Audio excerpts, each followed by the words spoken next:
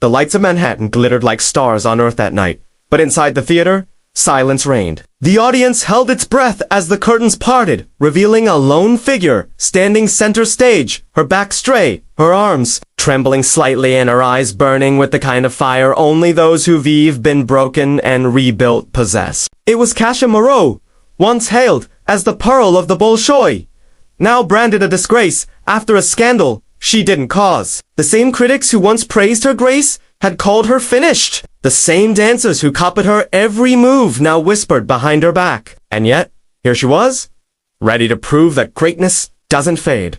It rises again. 5 years earlier, Kasia had been exiled from the ballet world after a cruel betrayal. A jealous director had leaked false accusations that she used performance-enhancing drugs to stay in shape. It wasn't true, but the headlines spread faster than she could defend herself.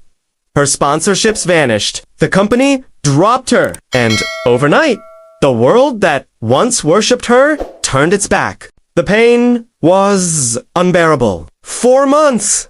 She lived in a tiny studio apartment in Queens, teaching beginner ballet classes to children just to afford rent. She watched from the sidelines as younger, less talented dancers took her place. Dancers who smiled for cameras while she sat in the shadows, nursing a wound that fame couldn't heal. But Kasia wasn't built to stay down. Every night, after her students went home, she practiced alone. Her toes bled through the satin. Her reflection, her only audience. "You are not done," she whispered to herself. "You were born to dance." Then came the phone call that would change everything. An anonymous investor wanted to fund a one-night performance, the return of Kasia Moreau at the Manhattan Grand Theater. The offer seemed too good to be true. No name, no details, just a simple condition. No one else could choreograph or direct her performance. It had to be all her, raw, personal, real. At first, she thought it was a cruel joke, but something inside her, that same voice that kept her dancing when the world went silent, told her to accept. So she did.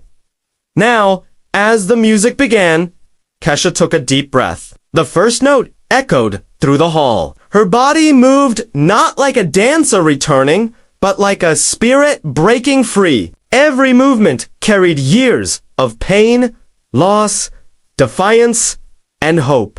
The audience sat spellbound, not watching a performance, but witnessing redemption itself. But in the front row, one man wasn't clapping. He was watching with sharp, calculating eyes, a former rival director who once destroyed her career, and he had plans of his own for that night. As the spotlight followed Kasia's every move, her body seemed to defy gravity, spinning, bending, rising again, with the grace of someone who had fought wars unseen. The orchestra swelled, the violins crying in harmony with her story. Every motion felt like a confession. In the audience, people leaned forward, even those who had mocked her once. Critics, former sponsors, rivals, sat silent. Something about this performance felt different. It wasn't polished or rehearsed perfection. It was real. It was raw emotion, translated into movement. But that man, in the front row, Victor Crane, wasn't clapping. He was the artistic director who'd orchestrated Kasia's fall years ago. Back then, she had refused his offer to partner with him, and in revenge, he'd leaked those false rumors that ended her career. And now, seeing her back in the spotlight, his jaw tightened with rage. When the curtain closed after the first act, the audience erupted in applause. Kasia stood still for a moment, her chest rising and falling, eyes shimmering with disbelief. It wasn't the polite applause she remembered. It was thunderous, heartfelt, redemptive. For the first time in years, she felt seen again. But backstage, as she sipped water and tried to catch her breath, her assistant, a young girl named Leela, rushed in. "Kasia!" she whispered. "You need to see this!" She handed Kasia a phone. On the screen was a social media post, a blurry photo of Kasia mid-performance, with the caption, "Cheating her way back again. Some people never learn." The account was fake, but the source was obvious. Only one man would try to ruin her twice. Kasia's hands trembled. For a moment, The old fear returned, that same cold grip she felt years ago when the world turned against her. But then she looked at her reflection in the dressing room mirror, the same mirror she used to stare into when she danced alone in Queens. No, not again. Not this time. She stood up, straightened her robe, and said calmly, "He took my career once. He won't take my truth!" Back on stage, for the final act, Kesha danced with fire. Every spin, every leap, every fall told the story of a woman who had lost everything but never herself. The crowd rose to its feet before the final note even ended. Tears streamed down faces. Strangers embraced. The ovation lasted a full 5 minutes, and while the cameras captured her triumph, Kesha's eyes found Victor's, and she saw it. Fear. He turned to leave, but before he could disappear into the crowd, 2 men in suits stepped forward. They weren't security guards. They were lawyers. One of them handed him an envelope. "Mr. Crane," the man said, "you've been served. Defamation and professional sabotage. Filed by Ms. Kesha Morrow." The crowd gasped. Kesha hadn't just come back to dance. She came back for justice. But what no one knew, not even Victor, was who had funded her return. The mysterious investor watching from the shadows had just revealed himself, and his connection to Kesha would shock everyone. The night after her comeback, Manhattan was buzzing. Every art critic, socialite, and dance academy was talking about Kesha Morrow. Her name, once buried under scandal, was lighting up billboards again. Headlines read, "The Fallen Star Returns. Kesha's dance redefines grace and grit." But in her small apartment overlooking the Hudson, Kesha wasn't celebrating. She sat quietly, her hands wrapped around a mug of chamomile tea, staring at the contract on her coffee table. The new offer from the Metropolitan Ballet, the same institution that had once erased her name from their archives, now wanted her back. Lila sat across from her, still wide-eyed with excitement. "You did it, Kesha! They want you to headline their spring season." Kesha smiled faintly. "It's not about headlining anymore, Lila. It's about how I come back. On my terms." Just then, there was a knock at the door. It wasn't the polite, gentle kind. It was firm, deliberate. Lila opened it, and in stepped a tall, silver-haired man wearing a charcoal suit. His presence filled the room before his voice did. "Kesha," he said softly, his tone almost nostalgic. "You dance just like your mother did." Kesha froze. Her eyes widened as recognition dawned. Mr. Alden, Richard Alden, one of the wealthiest arts patrons in the country. The same man who had funded her mother's Ballet Foundation decades ago, before it mysteriously went bankrupt after her mother's death. Kesha hadn't seen him since she was 12. He smiled faintly, setting down a bouquet of white roses. "I watched you tonight. You made me proud." Kesha hesitated. "You were there?" "I was," he said. "And I wasn't just watching your performance. I was watching him too. Vitor Crane." Kesha stiffened. "You know about him?" Alden's eyes darkened. "I know what he did to you, and what he did to your mother." Her heart stopped for a second. "My mother," he nodded slowly. "Before she died, she tried to expose a funding fraud in the Ballet Trust. Crane was her protege back then. He betrayed her, and he's been covering it up ever since." Kesha's hands clenched around the mug. Her world seemed to tilt. The betrayal that had shattered her life wasn't random. It was a continuation of a crime that started before she was even old enough to understand. Alden continued, "I've gathered the documents. I didn't speak earlier because I couldn't prove it. But now?" He pulled a folder from his coat. "Now I can!" Kesha opened the folder, her eyes scanning letters, wire transfers, and signed statements. Every page was a piece of the puzzle that explained years of manipulation and lies. This could destroy him," she whispered. Alden nodded. "That's the idea. But it will also destroy the ballet company's reputation."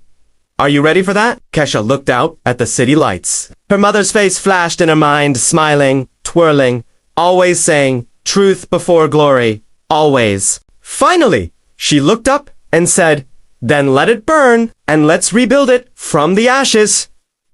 Alden smiled. That's exactly what I hoped you'd say. But what Kesha didn't know was that Alden's motives weren't as pure as they seemed. Somewhere in his calm smile was a hidden agenda, one that could change her destiny once again. 2 days later, Kesha stood before the grand marble steps of the Metropolitan Ballet, clutching the folder of evidence in her hand. The same doors that once shut her out now loomed ahead, polished and silent. Reporters swarmed outside, flashes clicking like gunfire. They weren't here for a show. They were here for a reckoning. Inside, the boardroom was filled with powerful faces, patrons, critics, and of course, Victor Crane. He sat at the head of the table, calm as a serpent, his perfect smile masking years of deceit. Kesha, he began smoothly, congratulations on your performance. You've reminded everyone why we loved you. Let's talk about your future with us, she interrupted, her tone icy. No, Vito, let's talk about the past first.